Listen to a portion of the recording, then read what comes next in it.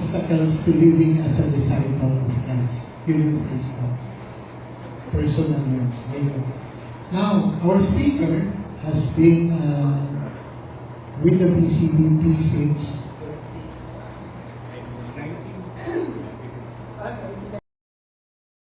ayoko sana sabihin kasi lumalabas yung edad nila. 1996, pero sila na yung nagsabi. Since 1996. And this couple, first speaker kasi is the husband. Si Reggie has occupied several positions in the BCBP governance. He was formerly treasurer of the Ortigas chapter and is also currently doing leader for the Ortigas chapter. So, without further ado, I'd like to introduce Mr. Reggie Magcase. Ayaw pa sa natin si Reggie. Okay ka naman? Mr. Reggie Magcase to give you first talk.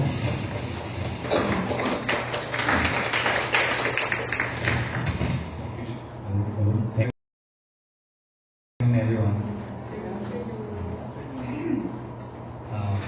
When I was asked to do this talk, I hesitated kasi feeling ko I'm not the best person to do this talk kasi I continuously struggle with living as a disciple of Christ. Hindi pala it was really God's plan. Kasi when I was going through the outline, I found out na yung pag-struggle is part of being a disciple of Christ. Malinaw ba? Okay. So, it's normal if you encounter obstacles. It's just, you have to find ways to get over these obstacles. So, kahit kaming matagal na dito sa BCBP, we continue to struggle. So, don't worry pagka nag-encounter kayo ng mga ganitong obstacles. Maraming paraan para okay. This afternoon, it's a start of your free to follow the Lord weekend. Our God is a gracious God that He doesn't force us to believe and follow Him, but instead gives us the free will to choose what we want to do. My talk this afternoon will present the obstacles that you encounter if you choose to follow Jesus, and what you can do to help you overcome these obstacles.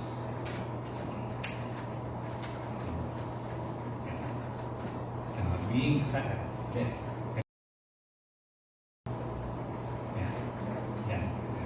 you. Being a disciple of Christ is not easy. In the world we live in, there are a lot of challenges you encounter if you choose to follow Him. This afternoon, I will specifically talk about the four obstacles, which is the world, the flesh, the devil and evil spirits, and our past sins and wrongdoing. In this talk, we want to learn how we can be on top of the situations, or how we can live as victorious Christians. After the talk, there will be a period of prayer. Kung may time. Here, we can ask Lord to release us from the hold that these obstacles have on us. This will be done through a prayer of deliverance. Hopefully, after the prayer of deliverance, following our Lord and Savior, Jesus Christ.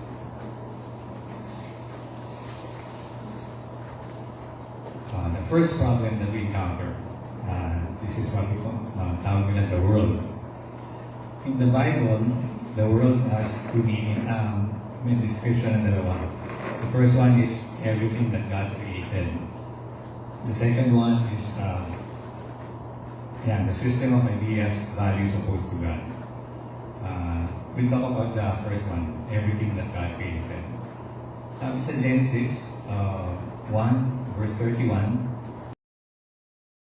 created the world to be good. Sabi dito, God saw all that He made and it was very good. Tapos sa John chapter 3 verse 16, yung very famous na God so loved the world that He gave His only begotten Son. So ang word pa na nandidiscard dito is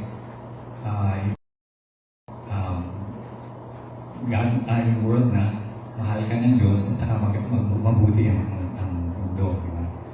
Kaya lang, mayroong isa pang description sa Bible.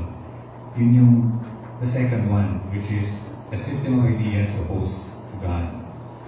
The second one signifies human society that is close to God and is not following His plan. This world is in the power of the evil one. Sabi sa 1 John 5 verse 9, we know that we are children of God and the whole world is under the Tapos meron din description si John about the world that we should not love. John tells us the world that we should not love. Where do we find this world? Ayan, sa John 1, chapter 2, verse 15 to 17. St. John is telling us not to love the world that we find which is in the environment that we live in. It's not always as clear as black and white. This world blinds us and twists us. We are unconsciously molded into the image of the world that is significantly influences us. We learn to think and reason the way the world does. One tip na pwedeng, when you encounter decisions, lagi nyo tatanong, is God being honored here sa mga situations na you encounter? What can you do about this? We need to be realistic. If we want to overcome sin, the distortion and twistedness of our lives, we need to be in a place ourselves in the right environment. And where do we find this environment? Ito ay ang solution sa first problem in the world. We find this environment in the Christian community, and like the BCBD. This community should be explicitly Christian in their beliefs and behavior. In this community, Christianity determines the way member interacts with each other. Christianity is openly accepted, talked about, and most especially lived. We can receive teaching about how to follow Christ more fully, like the one we had yesterday, the first Friday teaching. We can acquire Christian understanding of life and be free from unchristian ways of thinking, like this talk that we're having now. We can also be transformed by new relationship with other committed Christian members. A good example is one of our members is Joel Lasanda, I remember. His life is very inspiring. He was able to stand for the truth even though he encountered all those difficulties. In the Christian community also, you are supported by other members in values tapos they are reinforced. We are here to help each other be strong in the face of worldly temptations. Christ wants us to be in the world that was described earlier. Our challenge is to be the salt and light of the world, to proclaim the gospel. He wants us to be His agent of change, especially in the marketplace where we are assigned. He also wants us to be in a Christian community so we can support each other. That's how we overcome the first obstacle. The world, that is to be in a Christian community. Now we go to the second obstacle, which is the flesh. Yeah. By flesh, we mean the entire human person, which includes intellect, will, emotion, and others. Pero, with a basic inclination towards sin, human flesh. It refers to the desires and tendencies within us that lead us to disobey God. It's unredeemed human nature or our old nature. Sabi sa Bible, a wrong approach to solving the problem is fulfilling the law. Yung fulfilling the law emphasizes hearing the commandment, understanding them, deciding to do them, and exerting our will power to fulfill them. Pero sa Romans, sabi niya ni Paul, in Romans chapter 7, verse 7 to 11, Paul argues that the law, although good in itself, only arouses in us perverse desire. Sabi niya sa verse 7, Paul is very clear that the law is good, holy, and from God. Its purpose is to reveal what sin is, like a mirror that shows our true condition. Tapos sabi rin niya the law defines sin. Without the commandment, you shall not covet. Paul says he would not have fully recognized coveting as a sin. Inisip ko yun ano bang ibig sabihin ng covet? Ang covet is something parang you yearn for, di ba? Sa Tagalog, parang pagnanasa. Kaya nung na-realize ni Paul na yung pagnanasa pala ay kasalanan. The law exposes hidden desires and makes clear what displeases God. Yun. Tapos, on verse 8 to 11, lagi dito, sin abuses the law. Sin is personified as a power that seizes opportunity. Instead of restraining sin, the law stirs it up. Our rebellious nature wants what is forbidden. Like Adam and Eve, diba? Ano yung pinorbid ni God? Yung pa yung kinuha na lang ng tree. Tapos dun sa verses 9 to 10 says, the law leads to death. The law itself was intended to bring life by showing the path of righteousness. But because of sin, the commandments ends up condemning us, showing us we fall short and are guilty before God. So St. Paul is saying that the law is not bad. It's not saying it's bad. But sin is so powerful, it even hijacks God's law to bring about death.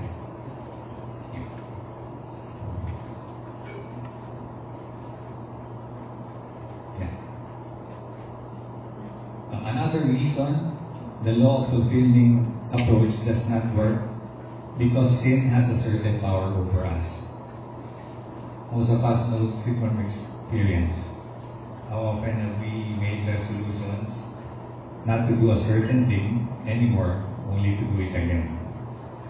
In Romans chapter 7, verse 14 to 20, here Paul gives a very honest picture of the inner conflict every believer faces.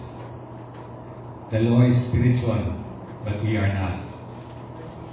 God's laws reflects His holiness, but our human nature, which is the flesh, is weak and enslaved to sin apart from Christ. Paul also says the struggle between desire and action. Paul wants to obey God, but finds himself falling, showing that even knowing what is right doesn't give him the power to do it. Another point he stresses is the indwelling power of sin. Sin is described almost like a force at work within us, opposing our will and corrupting our actions. This passage highlights human inability to overcome sin on our own. We need Jesus Christ in our lives to help us overcome sin. Another learning is that flesh works against us. The flesh is not to be equated simply with our body, our emotions, or sexual desires. While this can often be confusing and lead us to unrighteousness, the law stirs it up. That leads us into a righteous behavior. These are not problematic in themselves. Sin is like, a description, St. Paul is like a spy, yung internal enemy. A good example is yung nakapili. Mga bata pa kayo. During the World War II, there was a group of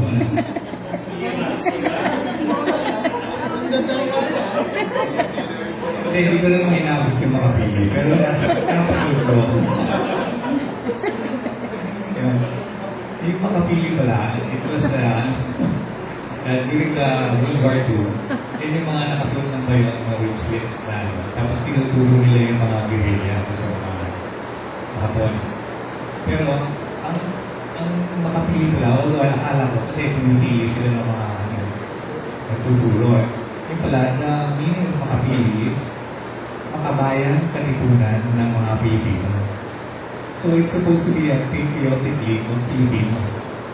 Pero, actually, they corroborated with the Japanese, di ba? Ganun daw ang flesh. It works like a makapili. It opens the gates of our hearts to the devil and sin. So now, how do we overcome this obstacle of the flesh?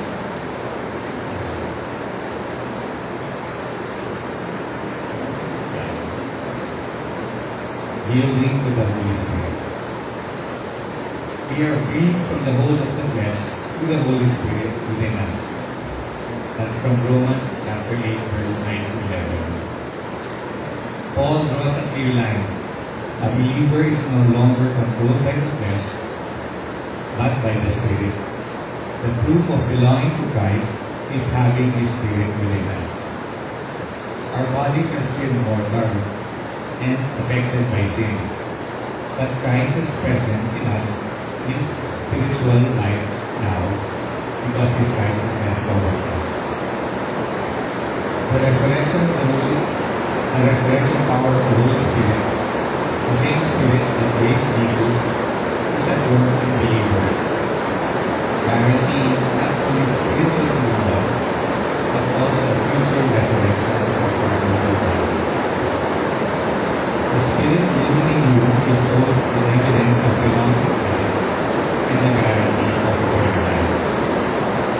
So God will change us if we let Him. This does not mean that we will ever lose all our sinfulness, but God will enable us to live a life pleasing to Him. Our victory and assurance of that victory come from Christ's death and resurrection. We must not be intimidated by the persistence of the flesh, but cooperate with the Holy Spirit's transforming work.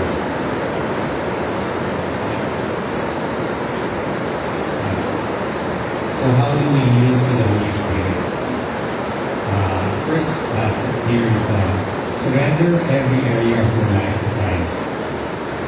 Hindi pwedeng mabait ka lang pag nasa PCW. Kailangan kahit sa trabaho, sa bahay, sa komunidad, lalo sa work kasi that's where we're assigned. Allow Him to change you and desire to be changed. Second suggestion is have expectant faith. Expect to be changed in even areas where nothing seems to change. Huwag ka mag-alala kung matagal bago makakita ang pagbabago sa iyo. Believe that God is working on you. Approach your problem in an attitude of praise and thanksgiving. The next is follow the Spirit's direction. Cooperate with the Holy Spirit's transforming work. Put away all bitterness, resentment, and grudges. Accept persistent problems as crosses. And lastly, be patient. Give some things time. Not all healing is instantaneous. Tulad ko, matagal na sa community. I believe I'm still a work in progress. So I'm patiently waiting also for you. Now we're done with the second obstacle, which is the flesh. And how we overcome it is by yielding to the Holy Spirit. The third problem is the devil and evil spirits. We must not forget that Christian life is a life of spiritual warfare. The main battle is not good versus evil, but God versus the devil. The devil, which is Satan, is opposed to God and works against Him. Satan can disguise himself as an angel of light. He may use good things to lead us away from God. In our own life, we face this power that is opposed to God. in Ephesians chapter 6, verse 11 to 12, it says, "Put on the full armor of God, so that you can take your stand against the devil's schemes. For our struggle is not against flesh and blood, but against the rulers, against the authorities, against the powers of this dark world, and against the spiritual forces of evil in the heavenly realms." So sinabi sa Bible talaga na merong devil and evil spirits. We must not forget that our Lord has defeated Satan and that victory is ours. Now we go to how we can detect the work of the devils in our lives. The evil spirits as well. Here are some signs. But remember, we need discernment to determine if it really is the work of evil spirits. An example is strange things. Odd impulses. For example, you're standing outside on top of a building. Parang merong impulse na to jump. Yun, mga ganun strange things na nagawa yung odd impulses. Tapos meron din yung mga perception of presence. Yung mga nakakaramdam ng mga bagay-bagay o may nakikita. Yun yung signs din of evil spirits. Another sign is despair. At work or in our daily life, leading to despair and lack of confidence, fear, doubts, temptations, you can hide that we cannot resist them. Yung despair, I experienced that when I retired. I retired in the end of 2018. Tapos, when I started looking for work, una marami pa rin opportunities. Tapos, dumating yung pandemic, nawala lahat. So, after that, parang nanlumo yung nawala yung self-esteem. Tapos, alam mo yung feeling na may bubul sa'yo na wala ka ng kwenta. Kaya, that's another sign of the spirit. Pero, actually, the BCTP, when I began serving again, that lifted up my spirits. So, malaking tulong din nabigyan ako ng service na BCTP. Another sign is attempting to block the work of the Lord. Tulad ng ngayon, yung pag-ulan ngayon, di ba? Pahihirapan ka pumunta dito sa talk na to. Yan yung mga kami ng wife ko, pagka may pupuntahan activity ng BCBP, minsan mag-aaway pa kami bago umalis. Yung pinag-aaway na yung maliit na bagay lang yun, ha? Kaya minsan nakakainis eh. Parang ayaw mo pumunta sa assembly na gano'n yung pakiramdam, di ba? Pero yan yung mga signs na.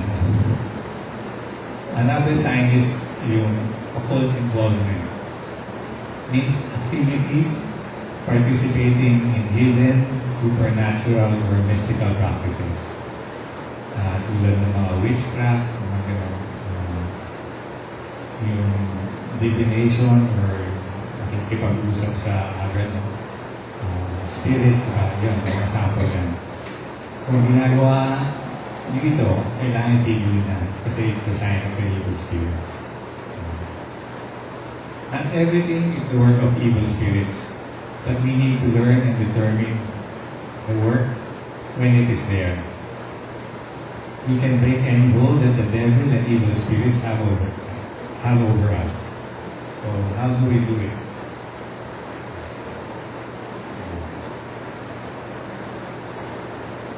We do it by putting on the armor of God. From Ephesians chapter 6, verses 10 to 17. Paul uses a soldier's armor as a metaphor for the resources God gives his believers. Una niyang binigay ng resources, the belt of truth. This truth keeps us grounded. Lies and deceptions are Satan's main weapons. Base your life on the truth of God's Word. The second armor is the breastplate of righteousness. A right relationship with God through Christ protects our heart from guilt and condemnation. Live a righteous life, turn away from sin more and more. The next is the shield of faith. Faith is active trust in God. It extinguishes doubts, temptations, and accusations, the flaming arrows of the enemy. Base your life on the promises of God. And the last armor is sword of the Spirit, which is the Word of God, the Scripture.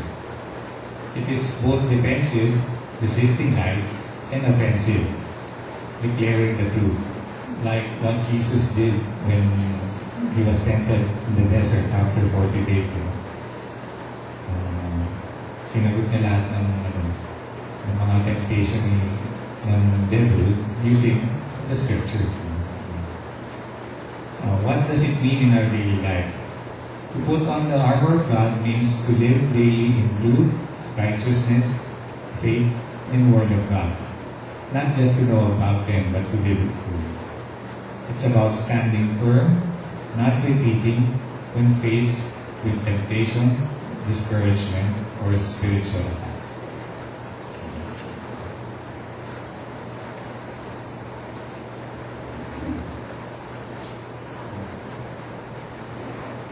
This passage assures us God equips us fully. No part of the Christian is left unprotected. Finally, we must remember that victory was already won by Christ. Jesus is Lord and we belong to Him. No evil spirit has a right over us or authority over us. We must acknowledge His authority and leave us free. Now we're done with the third problem.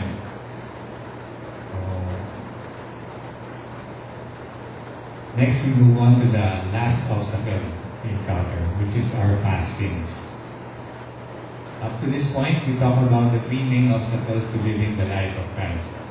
Although these enemies are strong and can have great influence over us, our minds, hearts, bodies, and even our spirits, they can be overcome.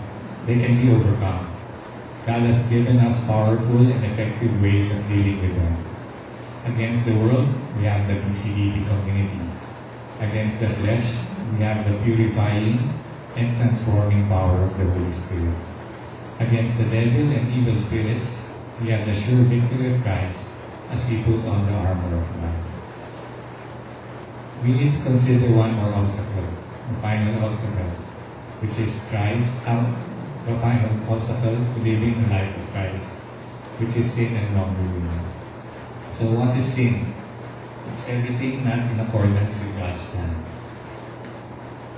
Now, what is wrongdoing? It's a kind of sin. It refers to our actions and attitudes when they are not in accordance with God's plans. It's a destruction of right relationships. Example, your relationship with God is disrupted if you don't follow His plans. If you're married, disruption is when you become faithful. At work, when you're not doing what you're supposed to do. We must take responsibility for our actions and not find excuse for blame someone else for them. Own our mistakes. Now, what is the remedy if you committed sin and wrongdoing?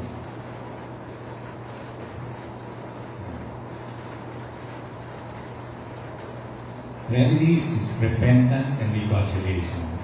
It comes in 4 steps. The first 2 steps are steps we do on our own. The next 2 steps is steps we do with God and others. Steps we do by ourselves. Number 1, admit wrongdoing. Be honest. Acknowledge it simply and straightforwardly, without having either to blame or to excuse yourself. We are not called upon to condemn ourselves, but to see our true condition. Number 2, renounce wrongdoing. Have sorrow for what you did. Do this openly, and if possible, verbally. Be specific. Resolve never to do it again, and take specific actions.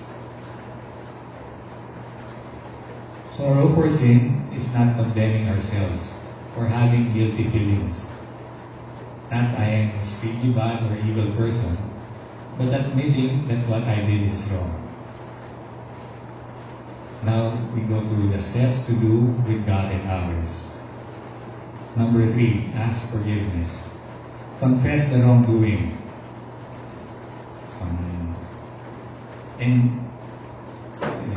We ask forgiveness from others when we actually done something concrete and external action, not simply negative thoughts or feelings. We ask forgiveness from God for every action which displeases or offends Him, not for temptations, unless we entertain them. As Catholic, we bring serious sin to the confessional to be reconciled with God. So, laging reminder ng confession. It's actually before I prepared for this talk, before I went to confession, it gives you peace. Tapos parang feeling ko, hindi ko maano yung gusto sabihin ng Diyos kung hindi ako reconciled with Him.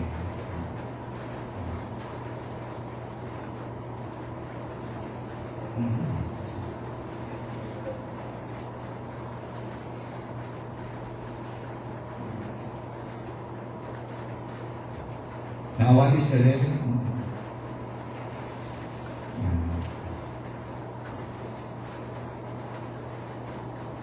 Then number 4 pala. Sorry. And make up for the wrongdoing. Making up is restitution and penance. Restitution is giving back something lost or stolen. Penance is an outward expression of repentance for doing something wrong. So, we should be concerned about keeping our relationship with God and with others strong and healthy. If some relationship becomes strained or broken because of wrongdoing, we need to re-establish them quickly, if possible. Next. Now, it's parang breakout ito eh. It's prayer session. Now that you are aware of the obstacles to living as disciples of Christ, namely the world, the flesh, the devil and evil spirits, past sins and wrongdoing, please reflect on various areas of your life where you may experience these obstacles. The Lord's desire is to free us of these oppressive forces. After your reflection, you will be asked by your AGLs whether there are specific areas in your life that you want to be free of these obstacles. One by one also, you will be prayed over by your AGL with the prayer of deliverance. Noel, pwede ba? Pwede ba? Or... Sa AGL na lang. Sige. Sa AGL na lang daw. Pero here's a sample of the prayer of deliverance. Thank the Lord for the grace of calling this person to be His disciple. That was invoke him or her, the power of the Lord. Command in Jesus' name any evil force or power to be this person. And command specific areas mentioned by the person to yield to the power of Jesus. And lastly, pray for healing of the memories damaged by these forces.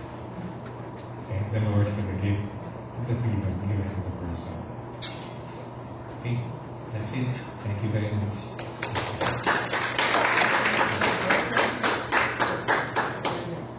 Questions?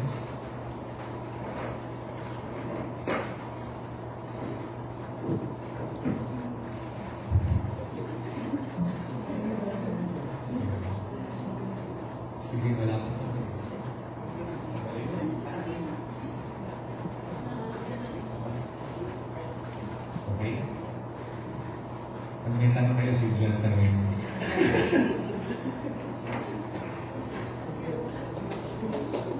Thank you, Reggie. I think we're going to do working merienda during the second talk. Okay? So our second speaker is the better half of Reggie. She's current... Ay, hindi pa ba? Hindi, gusto ko last day. Tumashi. Talk to him. Ginugulo mo. Okay, ulitin ko from the top. Okay. Our second speaker is the better half of Reggie Magcase. She's currently a project management lead for Chevron Philippines. And dahil partner siya ni Reggie, they used to be the treasurer couple of Ortigas and currently unit leader for Ortigas. This lady makes a mean spaghetti, believe me. Okay? And pinapadip. So if you have the chance, subukan nyo. Okay, without further ado, I'd like to call our speaker, Mingling Magcase, to discuss managing your time. Thank you, June. Thank you for giving me this opportunity to talk. So first of all, I'm so glad to be here, actually. Because it's actually my first time to meet all of you, di ba? We did not serve in the recent CLP, that's why for most of you, kasi may mga iba dito na kilala ko naman, si Mo, si Kai. For most of you, I will also be a new resource person. So I'm Ring, as mentioned by June, I'm the wife of Reggie. Okay. So that's me. So first of all, I'd like to start with congratulating all of you because you all made it here today, despite the rains. So that's the first clue that you know how to manage your times, that you are here. And thank you for that. So this afternoon, we will be discussing about managing our time, but in a Christian context. This is not your usual managing your time in the office. So we will be covering these topics. At the end of the session, what we want us to be able to do is to plan our time and to know our priorities. Okay, next slide, please. So you might be asking, why do we need to manage our time? So let me just have a show of hands. So among you, sino dito yung muntik na hindi makarating today? This afternoon. Okay. So for one reason or another, something always pulls us from attending. Something always pulls us from praying. Something always pulls us out of doing the things that we've committed to do. And so that's why we need to manage our time. So that we always do, not always, but most of the time, be able to do what we've said we would do. Okay. So this is, we did not invent this. So managing time is actually a Christian attribute. This is rooted in the Bible. It says, for example, in Psalm 90:12. It says that planning our days will, if we do that, we gain the wisdom of the heart of wisdom. So that means that, anyway, you know what it means. And that in Matthew it says here, set your heart first on the kingdom of God. So this already tells you what is important to us. Okay. So if we because time is a gift from God, so we should not waste our time. So life is a gift from God, right? So if we waste our time, we also waste our life. And that's how important managing time is. Obstacles to growth. Well, let me tackle first the obstacles that keep us from managing our time well. The first one is disorder, which sometimes it's because of lack of discipline and laziness.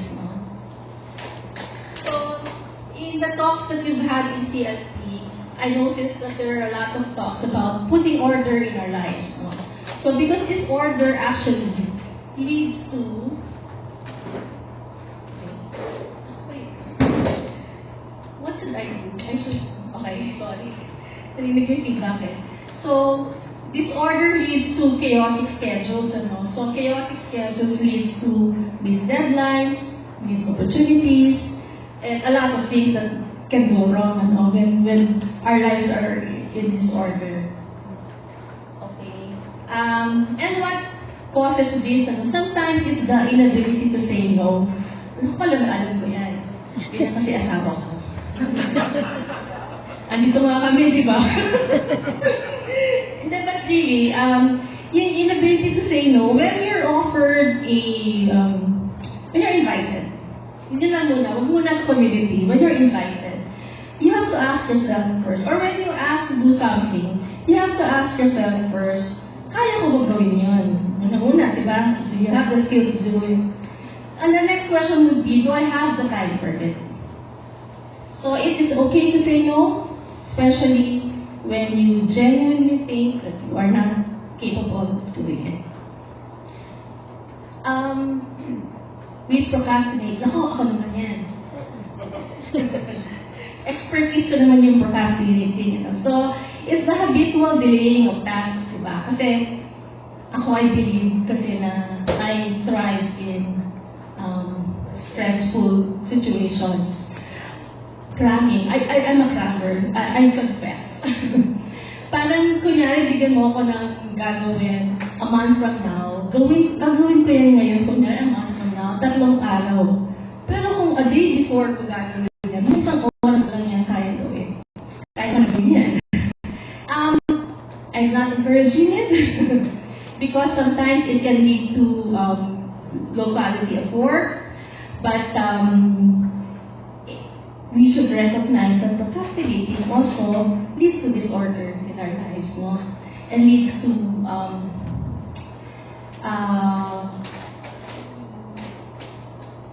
because we postpone things, nag-aabot-abot siya, na nagiging stressful na yung buhay natin, di ba? And that's why we need to plan things. Okay? And this is where the importance of priorities come in. Diba? Kasi without clear priorities, mahirap naman mag-manage ng time. Ano uunahin mo, diba? At saka, dami-dami natin ginagawa. Baka mamaya yung ginagawa natin, wala naman palang kwenta. Diba? And it's not consistent with our goals in life. Diba? So, and the next item there is the tyranny of urgent. So yung lahat urgent na lang, dito, yan din yung product ng procrastination. Word ba yung procrastination? Anyway, that's the product of procrastinating. Is that everything becomes urgent. So when everything becomes urgent and feels urgent, sometimes you lose the opportunity to work on the more important things. Kasi parati ka nalulung sa urgent, di ba yung sa, ano naman si Kodak Matrix? Yung, di ba, urgent and important. Yan. So, iyan. Sinabi ni nakalimutan ko na. But anyway, when everything feels urgent, it also feels important, di ba, sometimes. But actually, you have to test that against your priorities. And now, the reason why we need to define our purpose. We have to ask ourselves our why. Di ba? Why are we here? What do you want to do in life? Yeah. So the Bible, in the earlier verse that I showed you, was very clear. Ang sabi niya, seek first the kingdom of God.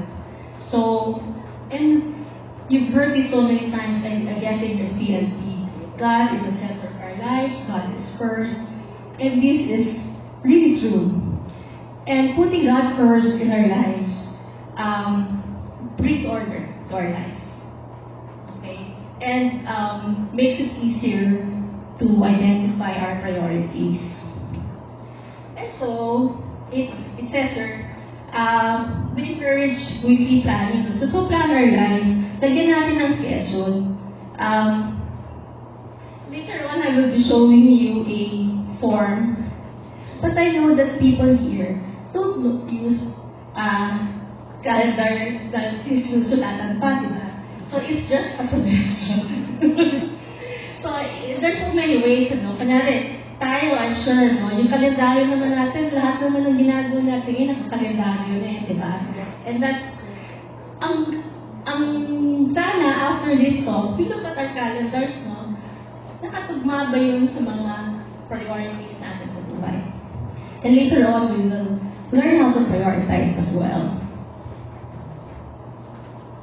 I can skip. Anyway, kami ni Reggie, as mentioned earlier, we joined BCBP when we first got married, diba? So we got, parang si Julius at si Kat. Si Julius, before getting married pa nga. Mas naano pa si Julius. So kami, we got married June. We joined the BCBP in October. So from the onset, class sa aming dalawa kung anong priority natin. And it was to bring our family to heaven. Yan talaga yung last. And this is not something we take lightly, no? We tell this to our children whenever we have issues with our children. I remember, wala naman kasi kami masyadong problema sa mga anak namin. Pero may isang beses, si Rafi got a disciplinary letter. First time in our lives talaga ni Reggie. May disciplinary letter yung anak namin. So we asked our son what happened. So volleyball practice, he was in the volleyball varsity team ng school niya. May nagdala ng I don't know if it's basta pumutok. E-cigarette. E-cigarette. Ang nangyari, yung isang ka-teammate nila, nilagay sa trash can, sumabog. So now and then when they huddled, sabi nila, basta we will just say we don't know what happened. Okay? So, yun ang kasunduan nilang team. So, long story short, pinanindigan ng anak ko na hindi niya alam. All the other teammates confessed to being there and to knowing who owned that vape. So kami lang ang pinatawag sa school. I remember this was over dinner. Si Reggie talked one-on-one to my son. Sabi niya, alam mo yun, when in doubt, you just be honest. Sabi niya, this is a small thing, it's not major. But it leads to more dishonesty in the future. He was in high school then. What can happen when he's college, especially when he starts to work, no? So sabi niya, I want you to know Jesus. I want you to be honest. If I don't bring you to Jesus, I would have failed as a father. Ako, thought babon ko ang OA naman. But really, our children are very much aware of our priorities. So sa aming bahay, when we talk about order and all, somebody asked me, kasi our children are working already, thanks to Mo. The youngest is almost office mate. Their age 22 to 28. So, pinagtanong sa amin recently, so nasisimba pa ba yung mga anak niyo? Or, basta, kasi kami we hear mass every Sunday, or every Saturday. Sabi ko, the children plan their events, we call it, ang mga gimmick nila, around Sunday Mass or around Saturday Mass. Kasi nag-a-adjust naman kami. Even, for example, when they have something planned, they're planning something with their friends, they ask us first, do we have something this weekend? Kasi, also, family is also a priority to our children, even now that they're earning their own money. So, we've started that since they're children. It's actually the routine that's very helpful well, so that, you know, kasi pag matatanda na, hindi mo na naman yan matuturuan eh. So, it's whether you actually still now. Siyempre, may pag-asa pag maging tatanda, katulad ni Mo. Si Mo, sa sabi ko ngayon, nakakasabi niyo, pinuli ko si Mo. Ayan, so, there. So, long and short of it, we've established a routine in our family. We have a schedule of sorts. Kasi expected na naman yan, Sunday family, Saturday mass, dinner out. And it's, parang it allows us, all of us, to be aware of, allows all of us to do what is important to our family. Okay. Next. So what are the Christian principles of managing time? So we have to, it says here, you have to manage time with generosity. So, as mentioned earlier, time is a gift from God, you know, so we have to be very generous with it to God and to others. So, sometimes you think time, your time is yours. No? Minsan ano yun eh, yun yung misconception. Your time is actually, maraming ang hihilahin sa oras natin. And that's why you always have to know what is the priority. Okay? And being generous with our time allows us to be present, katulad ngayon, di ba? Okay. Faithfulness, we don't, not only, we shouldn't just be generous, but we have to be faithful. Ibig sabihin, consistent, di ba? We have to be reliable. Kapag nagsabi kang pupunta ka, dumating ka, di ba? Very basic naman yun. So, basic at work, basic in the family, basic also in the community. Okay? So, in faithfulness, establishes trust, no? And it also helps build relationships within the community, within your action group, kasi maaasahan ka. Okay? And lastly, ang pinaka-paulit-ulit natin, peace and order. We cannot overemphasize the importance of peace and order in our lives, also in our community life, ano? Kasi, a well-ordered life, or a life that is in order, allows us to be generous and to be consistent. Kasi kung magulong buhay natin, anong i-generous mo? Gulo-gulo na nga, di ba? Wala kang time na ipapa-share sa iba. At lalong-lalo na, hindi mo kaya maging consistent. And that's how important putting our lives in order is. So, I said, it says here we have to build discipline, ano? And ako, personally, kasi when I wake up, and this is the routine that I've developed for myself, I say a short prayer. Sana long prayer. Pag nag-retire ako, I promise, long prayer. But I say, basta pag gising ko talaga, I say, thank you, Lord, for waking me up this morning. And sometimes when I have a specific concern for the day, I will lift it up to the Lord, and I will tell Him, please take care of my family today. Short prayer lang, and make it regular. Tapos kasi di ba, we want to have a relationship with the Lord, di ba?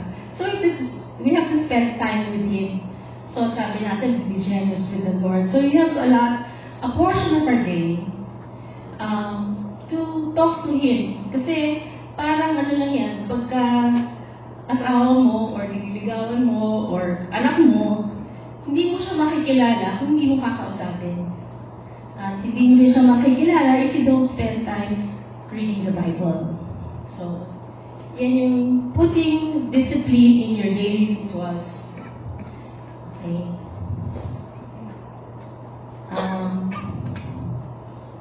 Resolutions.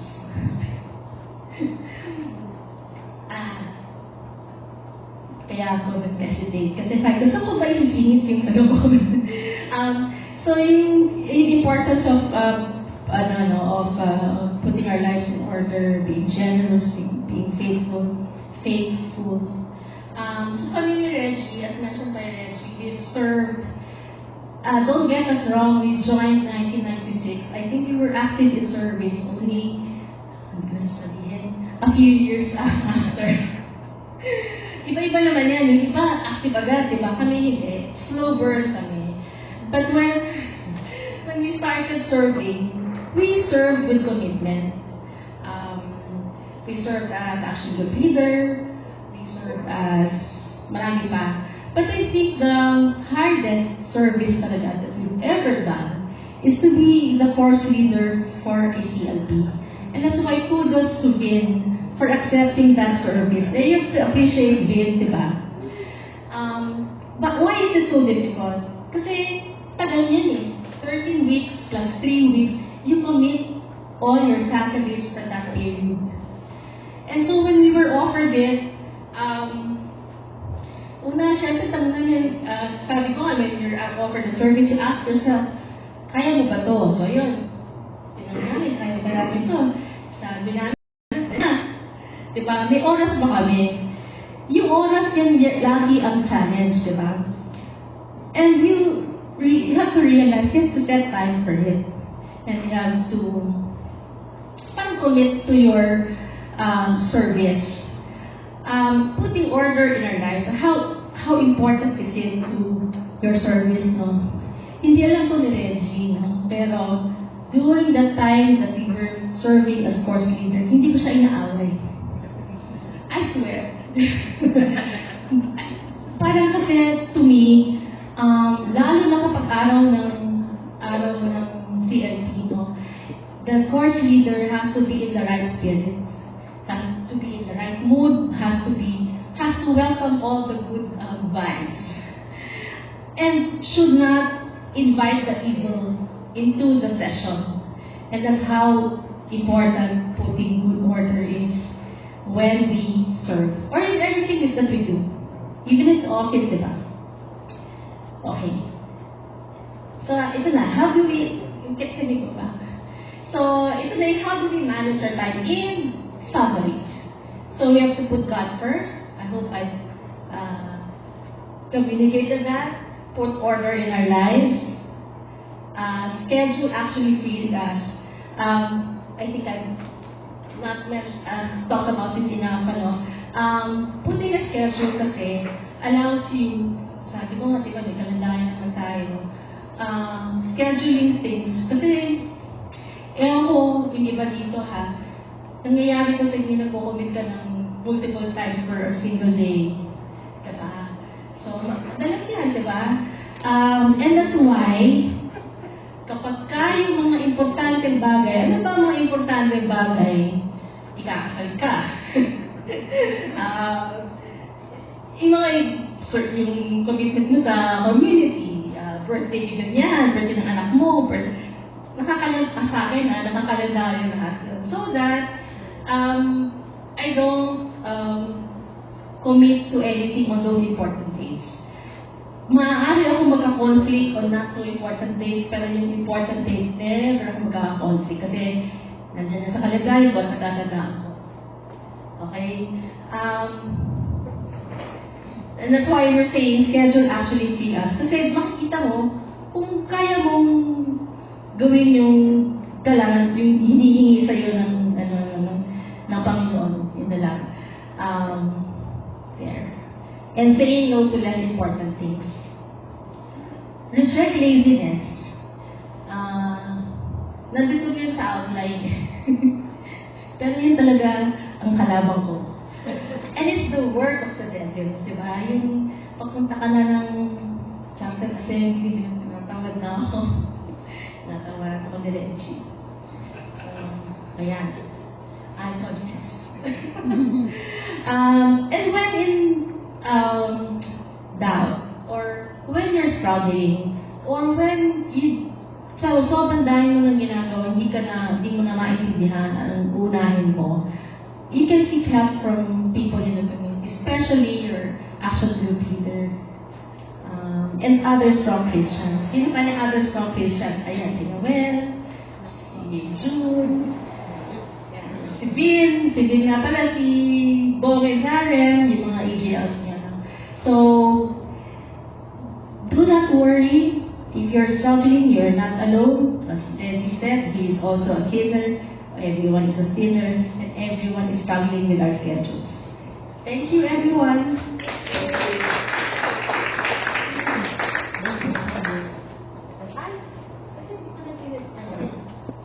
May discussion starters so which we can share to the action group leaders.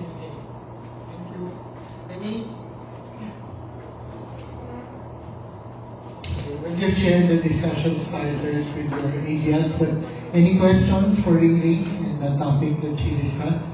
All clear? Okay, so lahat si Ringling. May utang siya spaghetti tsaka pinapabig sa inyo. Anyway, we're moving on very smoothly. Ay, hindi kayo nagtatanong. Mabilis. Okay, so we move on to our third and final speaker for today. Okay, he's going to discuss managing our finances. So, I'll speak, break ba? So, sabi nila ni Chaplain, bio break daw kayo ng mga 1 hour. 10 minutes. Thank you.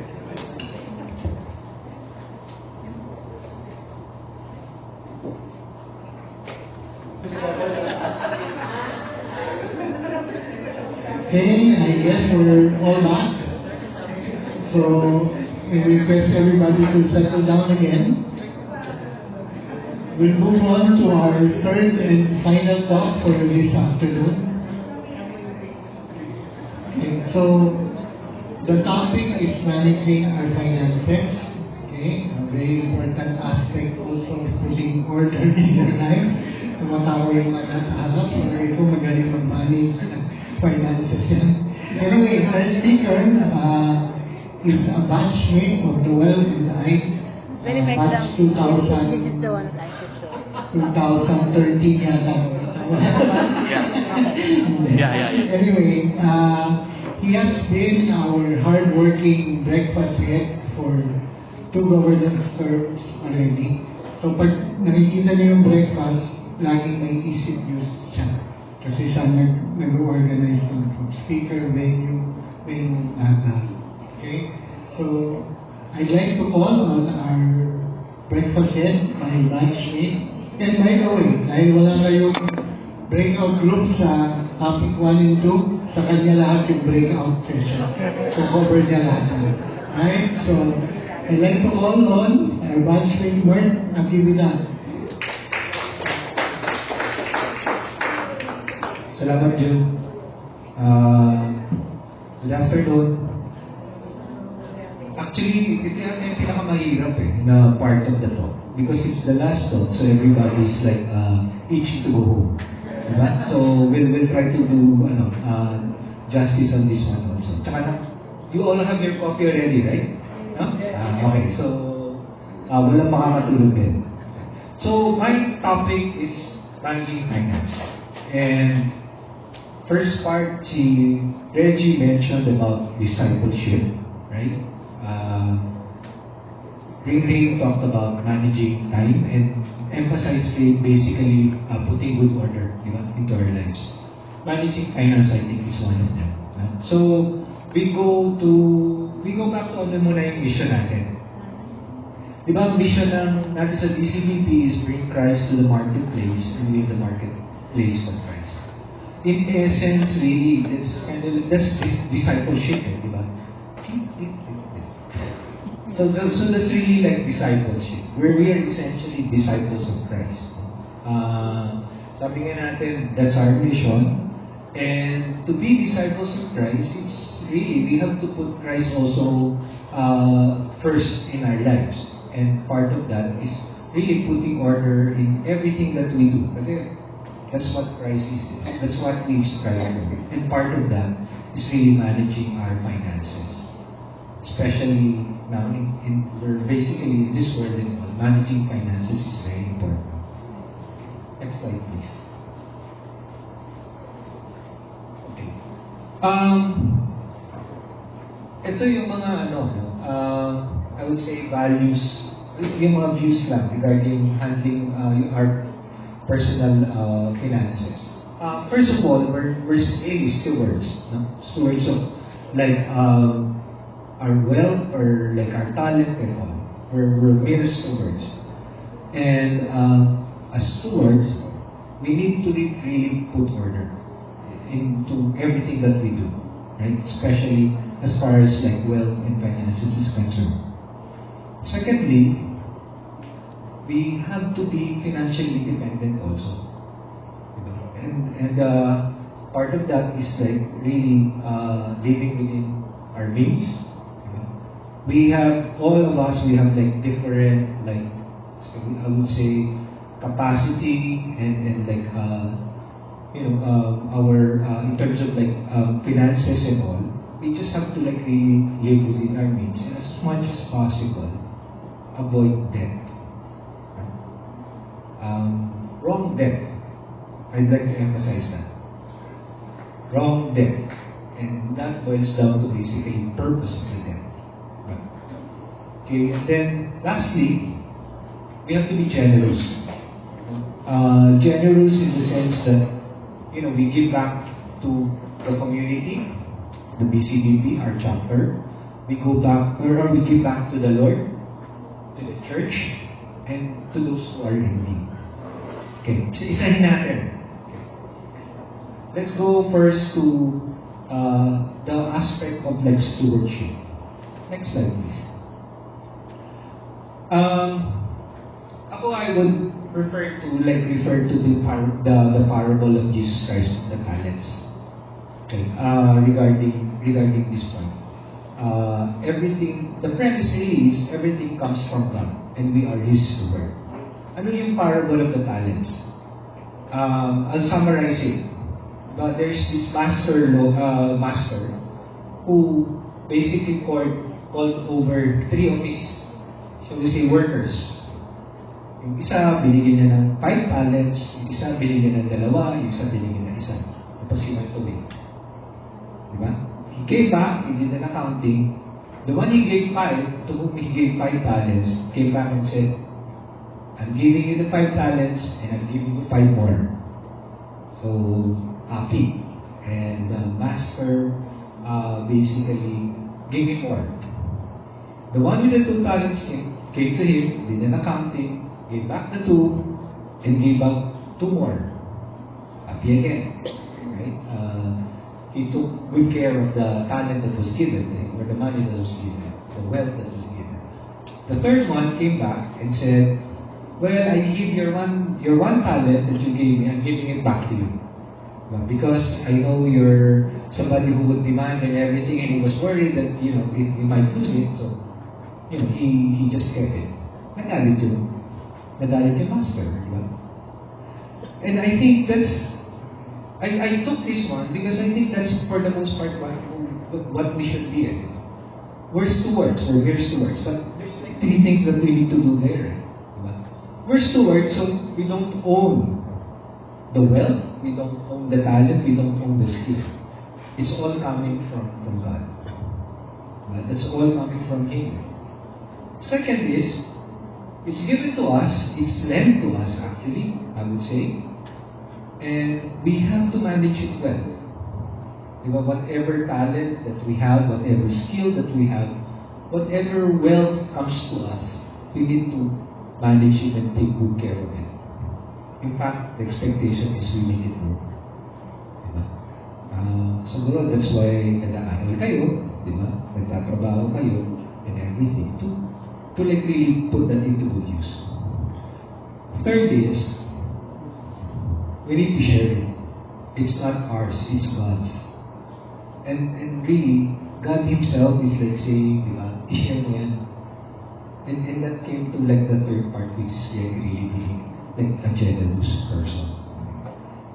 That's something. So,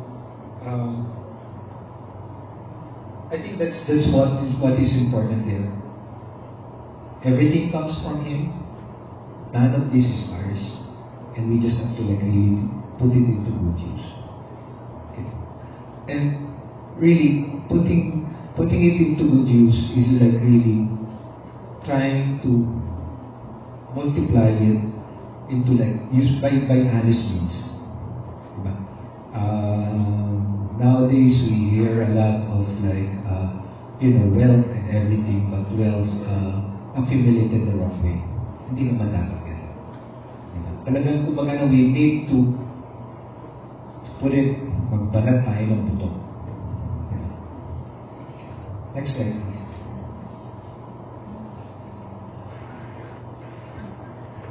Generosity and cheerful giver. Diba? Core traits din yan of a good financial steward. And I'd like to read that or quote that.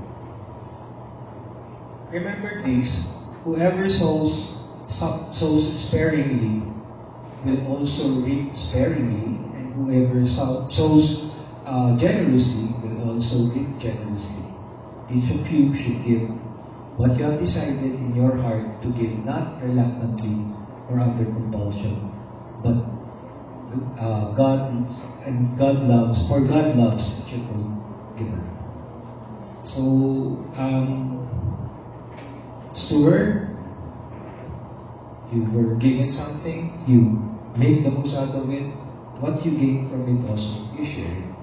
Diba? And nasabi ko nga kanina, you share it to the community that you're part of, to the church, and also to the people who are in need.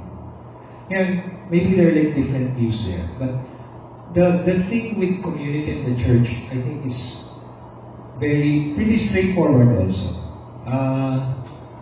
All of us here, we know that to get things done, you need resources and you need funding. In the same manner that, for our chapter, for us to like really be able to execute the projects, implement our mission, kailangan din ng funding. Kanino naman magagaling yung funding, diba? It's not like really an earning institution or an earning enterprise. It's really coming from us, from all of us. And that's where I think, we have like this thing about tithing is concerned. And kung titingnan mo Bible, di ba? There's a lot of like verses in the Bible that refers to tithing. If you look at the Iglesia ni Cristo, di ba? They do the 10% tithing. 10% of whatever like income that they have or wealth they have, they give back to the church. Tayo, as Christians or Catholics, that's not like really the requirement. But we don't do that. But nonetheless, we are expected.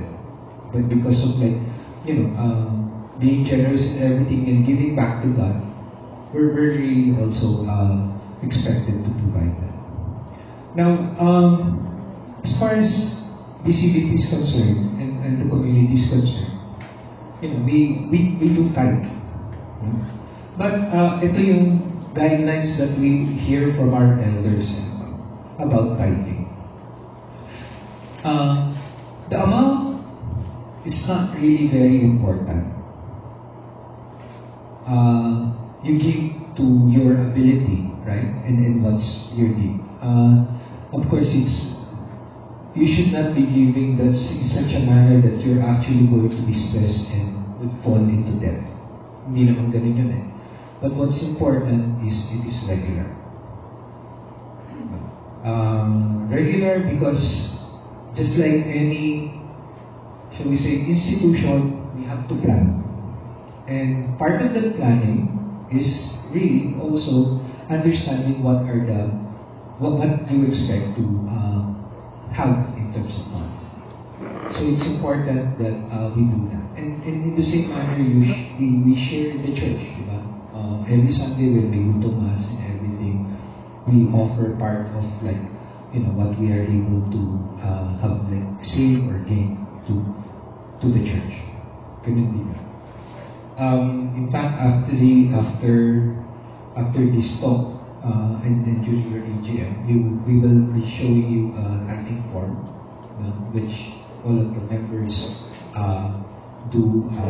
accomplish. And then basically that's something that will be discussed also by your AGLs with you. Okay? So bali, that's one of the things that we do also as far as like the managing of finances is concerned. Okay. All right. Next slide please.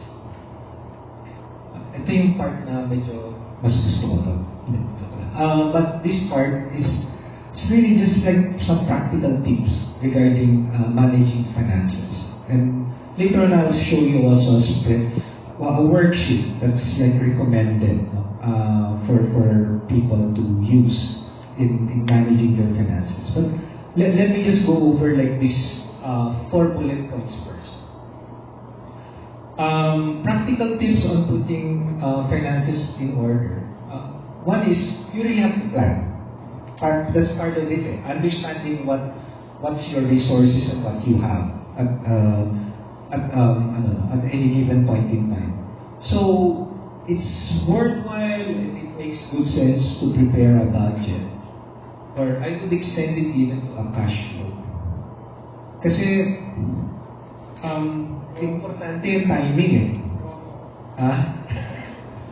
Man. Pero it's important that you understand yung timing of your flow, of your cash flow.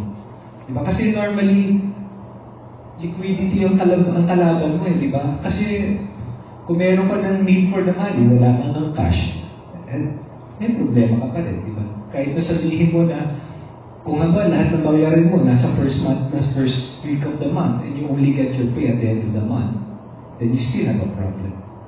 So it's important really that you understand your liquidity and the cash flow. I'm sure alam mo na yun kasi either you're into business or you're doing finances and everything. So this is really kind of like stating the obvious and maybe more of like just really reminding you. Second is, debt is not bad from my perspective. I know some people will probably say, get out of debt. That's fine. I mean, we should strive to do that. But it doesn't necessarily mean that it's wrong to borrow. But the main thing that we have to consider probably is, when you're going to borrow, are you borrowing for a valid and a good reason? Kasi kung if you're buying just to satisfy a want, or let's say a vice, medyo mali, di ba? But if you're borrowing because it's a necessity, and you're really just, I go back to the liquidity component, you're trying to bridge a funding gap. Wow, that sounds like you're trying to bridge a gap in your cash flow. Palagi ko okay yun, diba? Pwede yun. Importante lang is bayaran mo. Diba? You still have to get out of debt. Well, the third one is really understanding, and this is I think connected to what Regan said earlier. It's really understanding what is a need and a want. But the need is really something that you have to spend on, and you have to like really allocate for that. A want is, well, something when you have probably something in excess, pwede natin pag-usapan ng want. Pero until you're not at that point, maybe that should be set aside first. And then, the other part is, only when you have it already, save for a rainy day, for the contingencies and like the emergencies, or maybe save for the want. I think that's what's important. And really, all of this is really just to put order into your finances. Okay.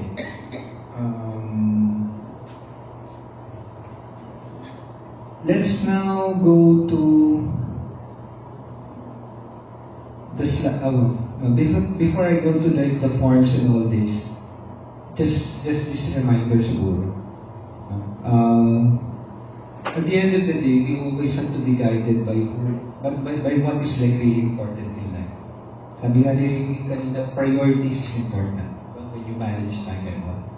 And I think it's the same thing when you manage finances. Diba?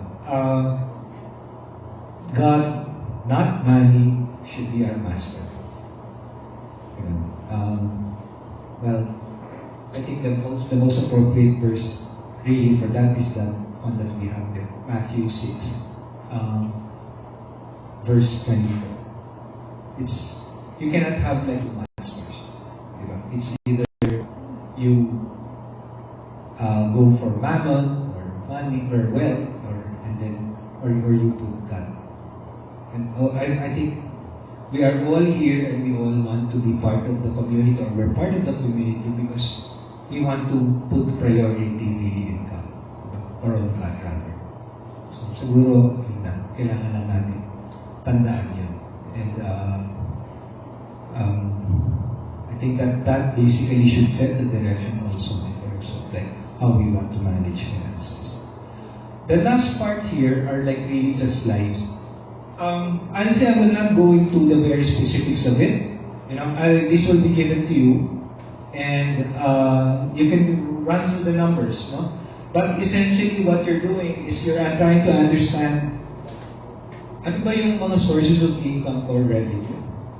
You just have to identify also whether that revenue or that income is something that's fixed or something that you receive regularly. Some may actually be variable, diba? Like for example, commissions and all this. But it's really understanding your cash flow. What's coming in terms of funds and what's supposed to be your expenses as well.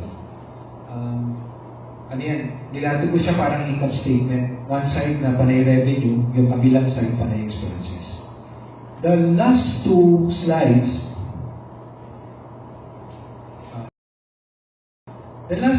are more for like really for planning purposes. It's really trying to understand ano ba yung current state mo. Diba? Meron ka bang excess fund o meron ka bang shortage? Okay, then after you've gone through like all of your revenues and expenses and all, are you short, or do you have like what's your funds available and all? Okay. And then basically there's like the saving part, and that should help you decide also in terms of, let's say, your tithing, the tithe, and also even like, let's say, your future plans. Yeah. Siguro the last part na lang then I'll mention, because I think this is, well, for me, it's, kumbaga no, there's nothing in this world that's, di ba, constant except change. It was, you need to revisit every so often, di ba? Kasi as you move on in life, nag-iiba-iba. So you just have to review and revisit your numbers. And yun nga, I would suggest that you always factor in the time component when you do your financial management. Meron akong discussion starter dyan pero the discussion starter will require you to reflect on it. So, pwedeng siguro we end it here already and then we can all go home. Yung discussion starter ko kasi yan. And that requires some form of like self-assessment. So, yeah. But I'll end my talk there. Wait, sorry. Yung tithing form nga pala. They can scan. Okay. See, we're into the age of digitalization kasi, so scan lang for the tithing form. And your AGLs will be discussing this with you in your next action group meeting. Again, for the tithing,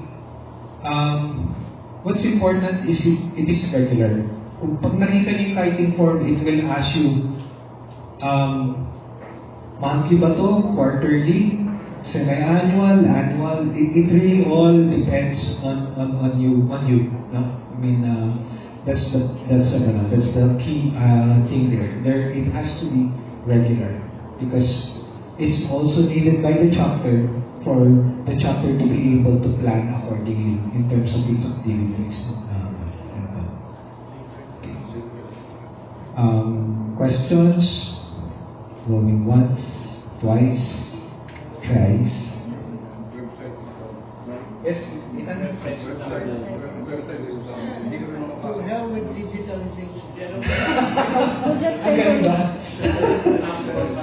Okay. Hold on. Chris, Yeah, hold on. sample na lang.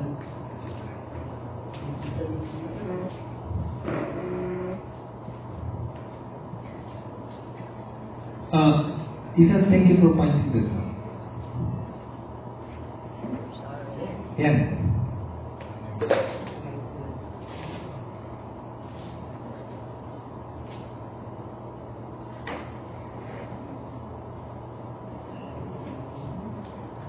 So you have the amount and you have the frequency.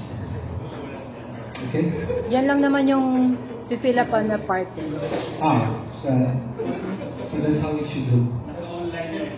Gumagana yung QR code. That's how it works. By the way, sorry I forgot to mention, aside from it being, di ba we said na amount and then regularity, and this one this is confidential. It's private info.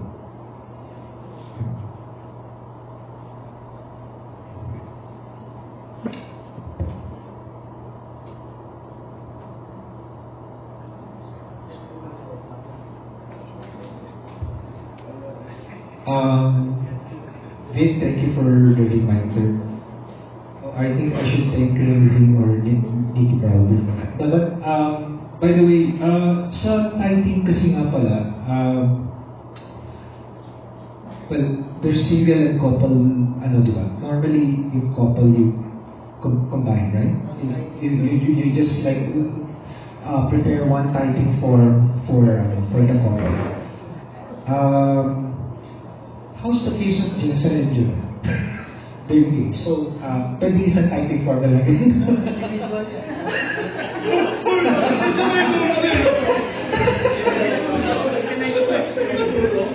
pwede isa na lang sila. No, but basically, that's how you do it. Couples, one type. Okay. So, again, it's, one type per couple, or for the single members. Please bear in mind lang the regularity. That's not important also. The regularity and syempre to your shall we say capacity and everything. That's what's important. Yes. Okay. Thank you for reminding me about that, Francis. Meron actually sa mode of pay, sa mode you can actually do back transfer. Hindi na-advertise tsaka walang bank of preference na lang DCBP. Pero sa chapter kasi natin, we have like a BPI account. So if you're a BPI account holder, you can just do an inter-account transfer. And there's a QR code for that that can be given to your AGL siguro. Ibigay na lang yung QR code na okay? QR pala ang kailangan lang na gagamitin.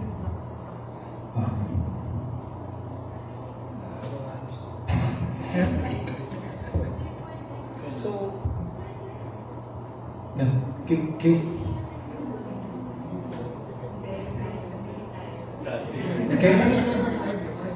Sige. Basta ang importante may regularity. Huwag nyo na mo sabihin yung kanila. We'll give you, your AGLs will provide you with the mode or the for the transfer of funds. Okay, for that. Any more questions? Thank you for that question, Francis.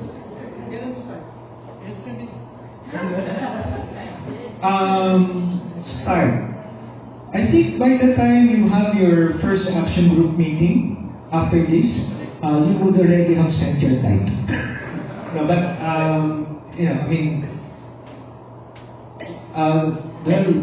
they can start already now, right? During the first action meeting, we discussed required to make the submission of the pledge. Okay. The first action group meeting after today.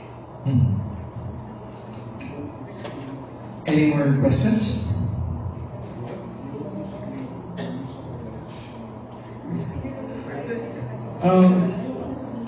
As a last, yung forms na pinakita, feel free to use it. But if you already have your own, worksheet or Excel worksheet for that,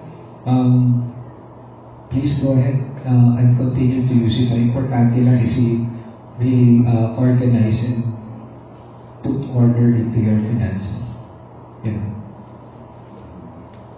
Thank you very much for your time. Thank you.